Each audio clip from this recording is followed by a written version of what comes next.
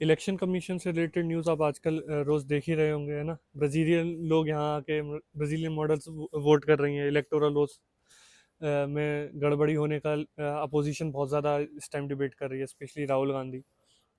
तो आज हम इसी टॉपिक को समझते हैं कि इलेक्शन कमीशन एक्चुअली काम क्या करता है, उसका कंपोजिशन क्या है और वो क्यों इतना ज़रूरी है। नमस्कार, स्वागत है आज आपका day 12 of learn every day. इस सीरीज़ में हम यूपीएससी 2026 के लिए प्रिपरेशन कर रहे हैं, रिवीजन कर रहे हैं। First of all happy new year, है ना। नया साल आप सभी को खूब सारी खुशियाँ लेके आए, आप सभी के लिए आपका सिलेक्शन हो जाए, है ना। सबसे ज़्यादा ज़रूरी तो आप लोगों के लिए इस टाइम वही होगा, और सबसे ज़्यादा चाहत भी आपको शायद उसी चीज़ की हो। तो इलेक्शन कमीशन ऑफ इंडिया से शुरू करते हैं। इलेक्शन कमीशन होना क्यों ज़रूरी है, उसकी ज़रूरत ही क्या है ना। इलेक्शन कमीशन डेमोक्रेसी के लिए एक फंडामेंटल चीज़ होती है। डिक्टेटर्स भी अपने यहाँ इलेक्शन कराते थे, है ना। पाकिस्तान, वहाँ आर्मी रिग्ड कर देती है, ठीक है। वहाँ पूरी तरह रिग्ड इलेक्शंस होते हैं। कई सारे डिक्टेटर्स ने अपने अपने उसमें दिखाने के लिए कि देखो हम लोग हमें पसंद करते हैं, इलेक्शंस कराए, और रिग्ड थे वो सारे इलेक्शंस, उसमें सब उन्होंने अपने हिसाब से कराया, ठीक है। तो डेमोक्रेसी को इंश्योर करने वाली बॉडी कौन सी होती है? Election commission. क्योंकि मैं जो वोट दे रहा हूँ वो उसी को पहुंच रहा है कि नहीं पहुंच रहा है जिसको मैं वोट दे रहा हूँ, और वही आदमी पावर में आ रहा है कि नहीं आ रहा है जिसको मेजोरिटी वोट्स मिले, ये इंश्योर करता है Election commission of India. Why election matter foundation of democracy, जैसा कि मैंने एक्सप्लेन किया। Ensures legitimacy of government, connects people with power, we the people of India के हाथ में जो वोट की ताकत है वो असली ताकत वो बनी रहे, इस चीज को इंश्योर करता है Election commission of India. Constitutional basis देख लेते हैं। आर्टिकल 324 है, ठीक है। पार्ट 15 इसमें है, ये इंडिपेंडेंट कॉन्स्टिट्यूशनल बॉडी रहेगी, ठीक है। कॉन्स्टिट्यूशनल बॉडी है, ठीक है। उसमें भी याद रखिएगा, स्टेटमेंट्स में इस तरीके से आ जाता है। सुपरिंटेंडेंस, डायरेक्शन एंड कंट्रोल, इन वर्ड्स को भी याद रखिएगा, ये स्टेटमेंट्स में आ जाएंगे, ठीक है। सुपरिंटेंडेंस, डायरेक्शन एंड कंट्रोल, बेरेक्ट से इस आर्टिकल को पढ़िएगा भी। और साथ ही जो आपका चैप्टर है इलेक्शंस पे एनसीईआरटी में का, उसको आप इसके साथ साथ पढ़ लेंगे, ठीक है। फिर हम आगे एग्जीक्यूटिव और लेजिस्लेशन देखेंगे ही, लेकिन इसको अभी आप साथ में करते रहिए।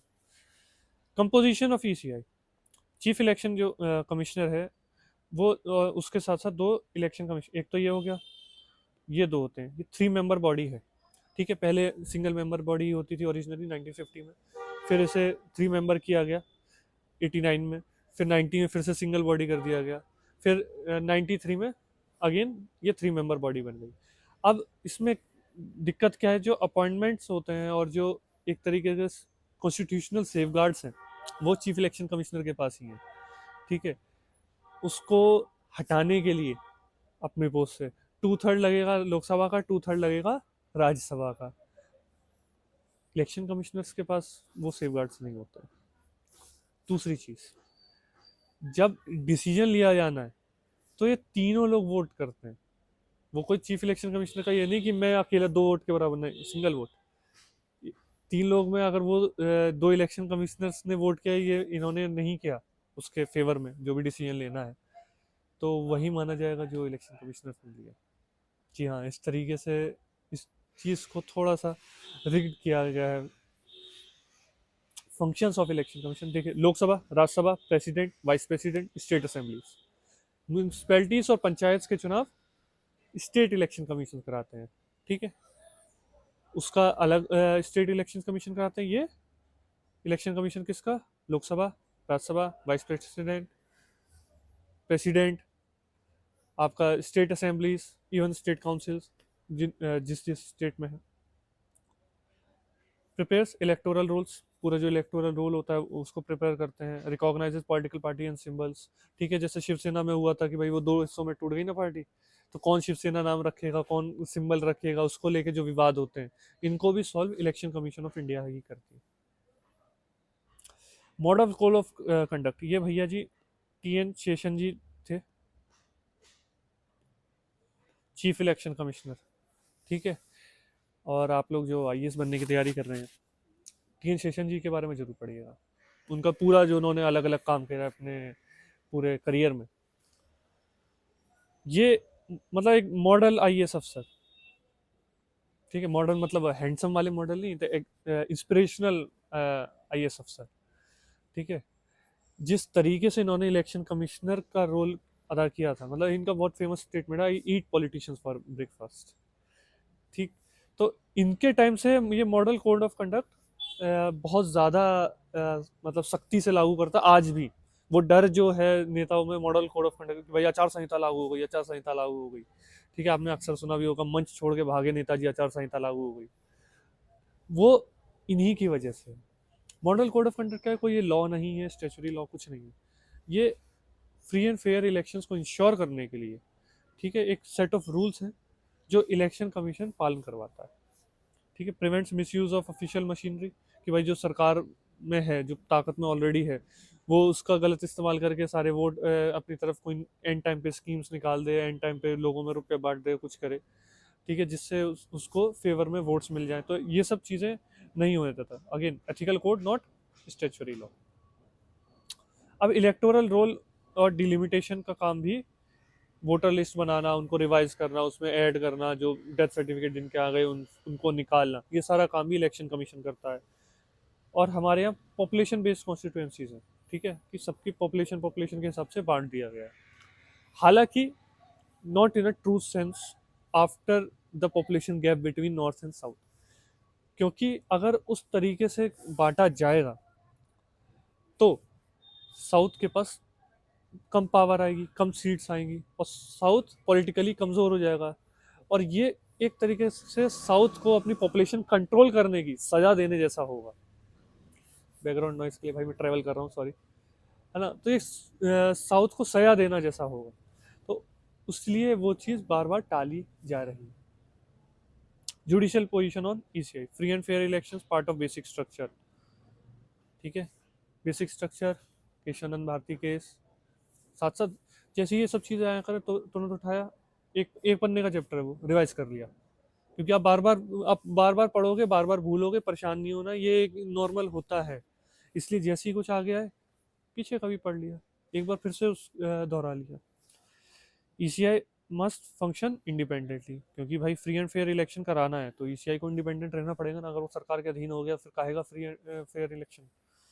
Decision subject to judicial review, ठीक है।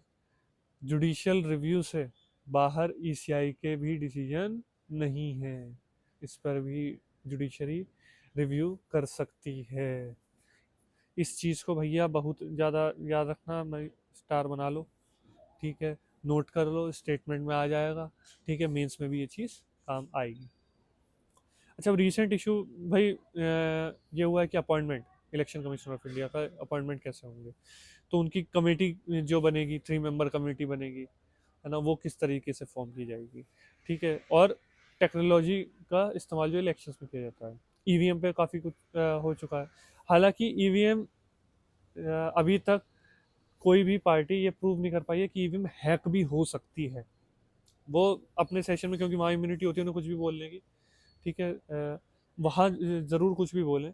बट जब इलेक्शन कमीशन ने बुलाया था कि भाई आप आओ, हमें बताओ कि कैसे हैक हो सकती है, तो कोई नहीं गया था, कोई भी पॉलिटिकल पार्टी से कोई भी रिप्रेजेंटेटिव नहीं गया था।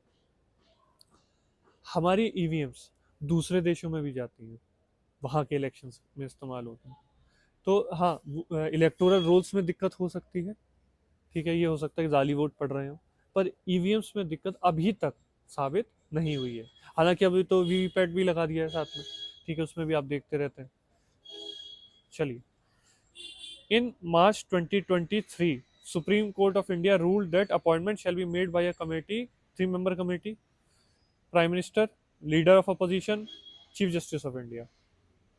ये डिसीजन सुप्रीम कोर्ट ने दिया, तो अपने आप को भी ताकत दी उन्होंने।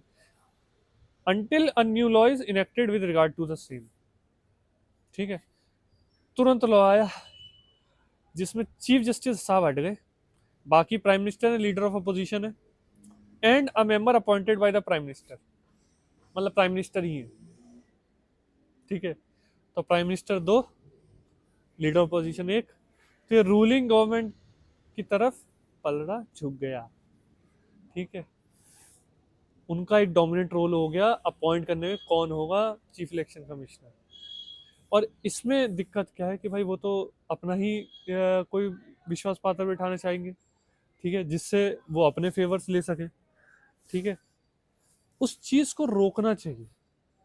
और इसी पे कई सारी डिबेट हो रही है कि भाई इसमें ट्रांसपेरेंसी लानी चाहिए कि भाई जो इलेक्शन कमिश्नर अपॉइंट हो रहा है क्यों हो रहा है, क्या मेरिट है उसकी, है ना, वो कंप्लीटली इंडिपेंडेंट एक प्रोसेस रहे। ठीक है, जैसे कई और दूसरे इंस्टीट्यूशंस में भी ये किया जाता है कि भाई मैंने अभी वो पढ़ाया था आपको लोकपाल, उसमें भी सेम दिक्कत थी, गवर्नमेंट अपॉइंट कर रही, गवर्नमेंट केस भेज रही है, केस ही नहीं भेज रही। तो वैसे ही यहाँ पर भी वो दिक्कतें हैं। Challenges before ECI, money power and criminalisation. ठीक है, बाहुबली बंदूक दिखा के जीत रहे हैं। ठीक है, जो ईसीआई की लिमिट्स हैं पैसा खर्च करने की, उससे ज़्यादा पैसा खर्च हो रहा है, उससे ज़्यादा मसल पावर खर्च हो रहा है। ठीक है, और उसको इलेक्शन कमीशन अभी उतने तरीके से कंट्रोल नहीं कर पा रहा है। अच्छा, ये क्यों ज़रूरी है लिमिट्स? भाई अमीर, फिर तो अमीर ही जीत जाएगा ना, क्योंकि उसके पास रिसोर्सेज ज़्यादा है, वो इतना ज़्यादा अपना प्रचार कर सकता है ना। गरीब पहली बार खड़ा हो रहा है, वो बेचारा इतना प्रचार ही नहीं, उसका पता ही नहीं चलेगा ये इलेक्शन भी खड़ा भी हुआ था। तो इन चीज़ों के लिए इसलिए लिमिट्स लगाई जाती हैं। वो लिमिट का पालन हालांकि नहीं हो रहा है। Paid news and miss information जो फैलाई जाती है, उससे ये बैटल करना है इन्हें। मेंटेनिंग न्यूट्रलिटी, ये भी एक चैलेंज हो गया है इसी के लिए कि भाई वो गवर्नमेंट की तरफ ना झुके या किसी विशेष पार्टी की तरफ ना झुके।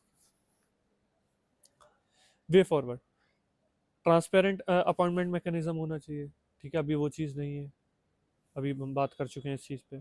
ऑटोनॉमी उनकी स्टैंडिंग होनी चाहिए, भाई चीफ इलेक्शन कमीशन अपने हिसाब से जिस भी तरीके से कराना चाहे करा सके। ठीक है, उसे बार बार स्टेट के रिसोर्सेज मांगने की ज़रूरत ना पड़े, क्योंकि स्टेट कभी देता है कभी नहीं देता है, हालांकि मोस्टली दे देते हैं। लेकिन उसको बिल्कुल ही इंडिपेंडेंट होने के लिए, अपना फंक्शन करने के लिए उसको उस रास्ते से नहीं जाना पड़े। वोटर एजुकेशन एंड अवेयरनेस, जाति पे वोट दे रहे हैं सर, आप ही में से कई सारे लोग जो देख रहे हैं, है ना, वोट उनको पता ही नहीं है किस तरीके से करना है। तो ये भी एक चैलेंज हो जाता है इलेक्शन कमीशन के लिए। वो तो क्रिमिनलाइजेशन रोकना चाहते हैं ना, वो तो चाहते हैं कि अवेयरनेस आए, लोग वोट डालने जाए, लोग छुट्टी मनाने, आधे दिन की छुट्टी है तो सब छुट्टी पे घूमने निकल गए। ठीक है, वही दिन मिलता है उन्हें साल भर में कि अरे वाह आज तो छुट्टी मनानी है। ठीक है, तो वोट देने के लिए आपको छुट्टी दी गई है ना, आप उसका एक्सक्यूज लेके घूमने निकल गए हैं। खैर, तो ये भी एक चैलेंज है। हालांकि हर साल इलेक्शन कमीशन अपने ही रिकॉर्ड तोड़ता है, सबसे ज़्यादा जिन्होंने वोट किया उस बेसिस पे वो हर साल एक रिकॉर्ड बनता है। उस चीज़ को मैनेज करना, उस चीज़ के में जो लगने वाला पैसा है वो बहुत ज़्यादा बढ़ रहा है। Conclusion, elect ECI is the backbone of Indian democracy, credible election sustain constitution. देखिए, कॉन्स्टिट्यूशन की इज्जत तब तक है जब तक फ्री एंड फेयर इलेक्शंस हो रहे हैं। कॉन्स्टिट्यूशनल सुप्रीमेसी मेंटेन करने के लिए एक तो इंडिपेंडेंट जुडिशरी, दूसरा fair fair elections. Basic structure से उठा रहा हूँ मैं ये सारी चीज़ें। ठीक है, इलेक्शन अगर ठीक से होगा तो रिप्रेजेंटेटिव वो आएगा जिसको जनता ने भेजा है, और उस पर भी ये डर रहेगा कि अगर मैंने वो उस तरीके से काम नहीं करा तो मुझे हटा दिया जा सकता है, अगली बार लोग मुझे वोट नहीं देंगे। ये डर, ये प्रेशर ज़रूरी है ताकि वो वही काम करे, उन काम को प्रायोरिटी दे जो जनता चाहती है। और जनता उनके जो मैनिफेस्टोज पार्टी प्रेजेंट करती है ना, ये हमारा मैनिफेस्टोज है, हम ये काम करेंगे, और लोग चुनते हैं कि हमें ये काम चाहिए। मतलब कायदे से चुनना चाहिए, हालांकि लोग जाति ज़्यादा चुनते हैं, लेकिन कायदे से तो वही चुनना चाहिए, मान के चलते हैं कि वही चुनते हैं। ठीक है, तो इसलिए इलेक्शन कमीशन बहुत ज़रूरी होता है। अगला वीडियो जो होगा वो इसी एक चीज़ पे होगा, वन नेशन वन इलेक्शन। तब तक के लिए आपको इलेक्शन पे एनसीईआरटी का चैप्टर पढ़ना है। ठीक है, ये इलेक्शन कमीशन ऑफ इंडिया आप अपनी लक्ष्मीकांत से भी पढ़ लेंगे साथ में, कुछ से रिलेटेड पीवाईक्यूज भी सॉल्व कर लीजिएगा, और अगले टॉपिक के लिए तैयार रहिएगा। See you tomorrow, learn every day, and happy new year once again.